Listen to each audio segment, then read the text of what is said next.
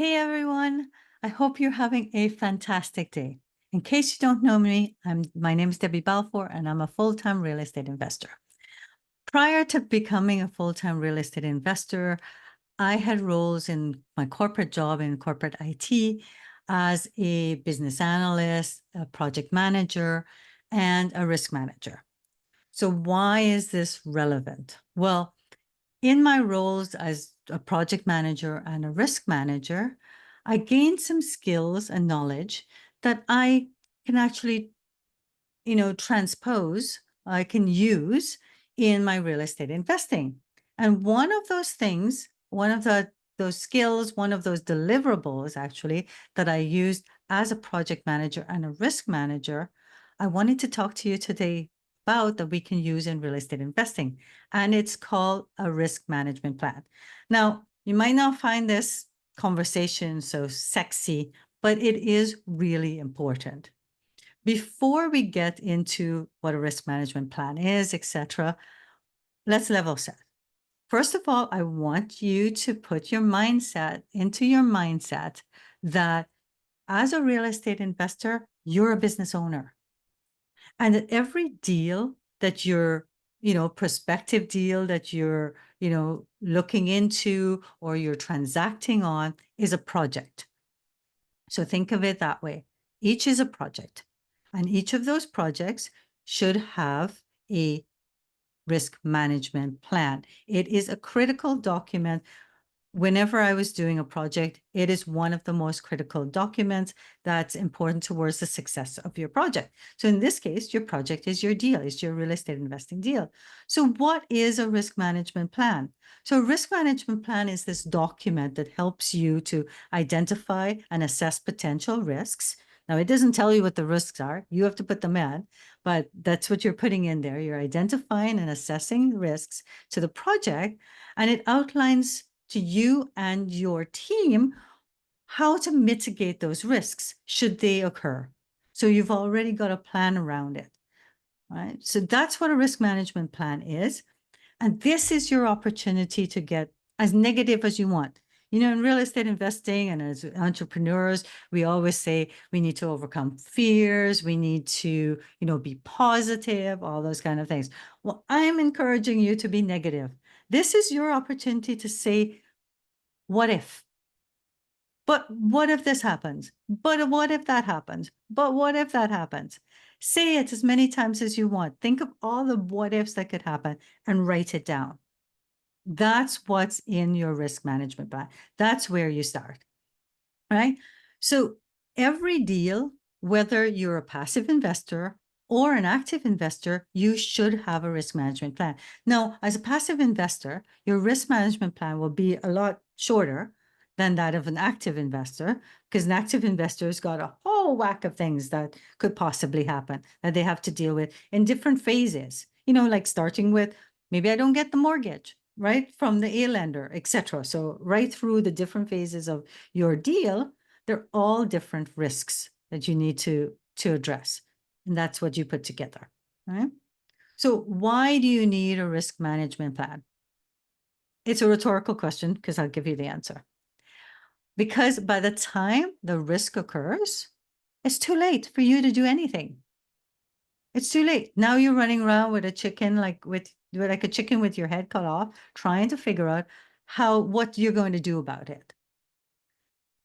With a risk management plan, you're going to know what to do about it because you've already identified it. So the most critical components of a risk management plan. I mean, there's a whole bunch of other ones that I used in project management, but as a real estate investor and, starting off your business, etc., we don't have to go into all those different, permutations or anything like that. Like we had all of these, like algorithms of, like impact versus probability and scoring and things like that. You don't have to do that as a real estate investor, but here are the things you should be doing. Step one, identify the risk. Identify as many risks as you can and list them out. List all those risks out, right? Those, oh, but what if, right? ask yourself those but what ifs and list them all out. The next thing you're going to do is with each individual risk, you're going to analyze them. Well, how likely is that risk to occur? What's the consequence of that risk occur? When that risk occurs, what's the consequence to your deal? What's the impact? You're going to lose all of it? Is it going to be small? Is it going to be, detrimental? So you want to talk about what could be the consequence and the impact of that, if that risk occurs to your investment. The next thing you want to do is come up with strategies. So you want to come up with strategies on how you can maybe prevent that risk from occurring, because we'd love to not have it happen. So what can you do? What are things you can do to prevent it? Then the last one is decide on when that risk occurs, how are you going to deal with it? You actually have choices there. You have 3 choices. Number 1, you can say, if it occurs, it occurs. I'm going to accept it, right? A lot of big businesses, they will take risks of getting, fined. And the amount of the fine is sometimes less than the amount of money that they make. So they accept that risk, right?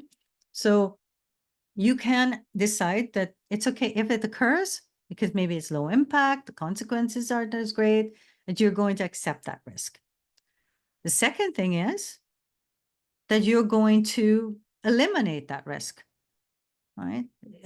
So you're going to put something in place that risk will never occur.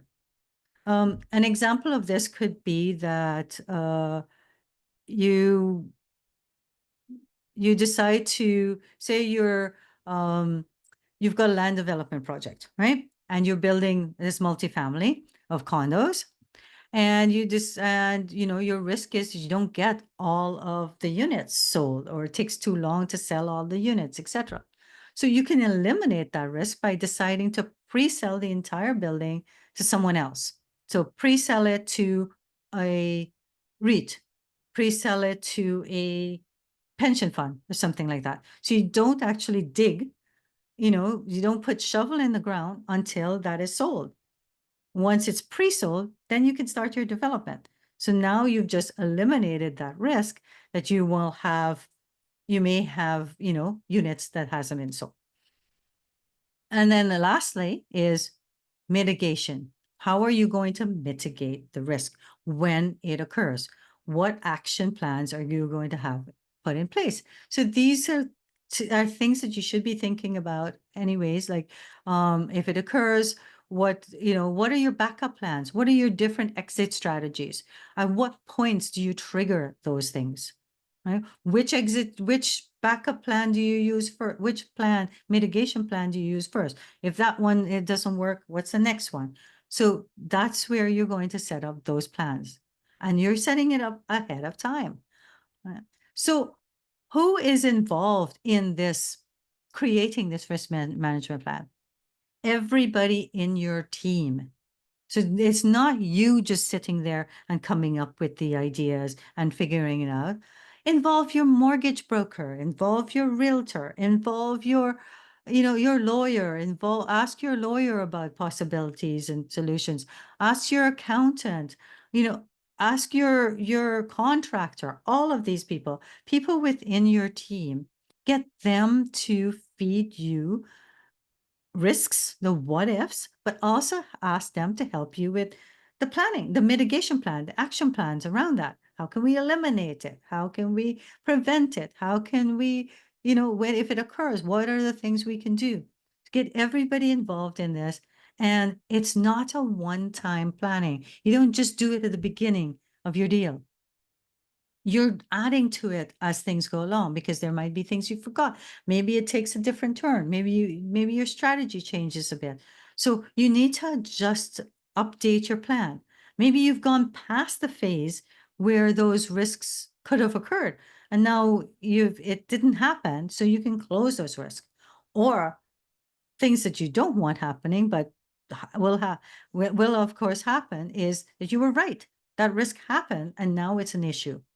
And now you use your plan to, start implementing on that particular issue. What are you going to do now? It's an issue, right? So you want to constantly, you're going to want to add to it. You want to close it. You want to update it. You want to, maybe you come up with new ideas on how to mitigate it. And guess what? Speak to other real estate investors before you even start the deal that's done a similar deal, that's done a similar strategy. Get ideas from them. What happened to them? Did they face challenges and issues? Right? Take those and put it into your risk management plan. Ask them what were the consequences of this, these challenges, these issues. How did they mitigate it? Pick their brains. You don't have to recreate the wheel if you can get it from other people. So your network of real estate investors, tap into that and get those ideas to create your risk management plan.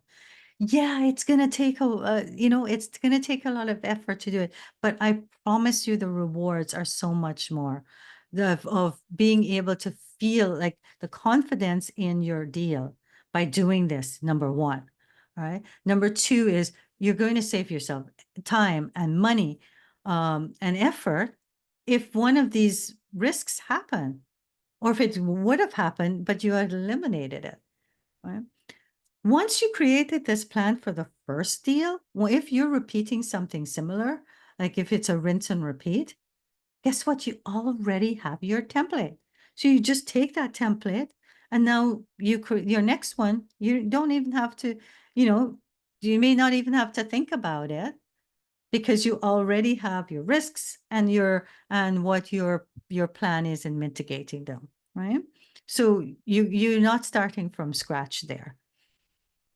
So once you've you've created your first plan, it's now a reusable template, and any of the issues that you faced in this deal that maybe you didn't put into your risk management plan that you missed or something like that. Now those issues can go into your next risk management plan. So you update your template so that it's always up to date after the first deal. What were things we didn't think about that happened? Add to that plan, to that template, and now you've got it for the next one. So I hope that this was useful to you. I know it's not the sexiest of topics, but really think about it. I really encourage you to implement this on your next deal, even if you're partway through the deal, right? Create it. If you're near the end of the deal, use the issues, document all the issues you faced, and start creating it now for your next deal, right? So do this up front, and I promise you, it will get easier. You'll save yourself time, and especially money, and a lot of stress. Let me know if this topic was helpful, and by putting a comment in the social media below, and I'll see you next time.